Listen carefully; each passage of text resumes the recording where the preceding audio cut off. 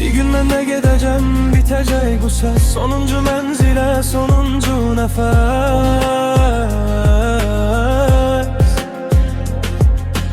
Ben öz hikayemin sonuna geldim. Dilimde değilmemiş neçə kelam var. Herkese payladım sevincimi, ben özüme bir keder, bir gem sakladım.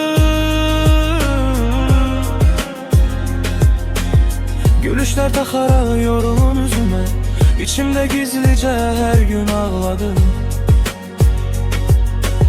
Kimisi anlamaz, kimisi duyar. Belki bir hatire kalar yadımızda. Yarımçı bir kitap, sönmüş bir çırak. Neler keçti göresen hayatımızdan. Ben qala bilmedim özümle. Hayat bir tərəfə, mən bir tərəfə. Bütün xəyallar büküb bütçəyə qoydum ürəyimdə.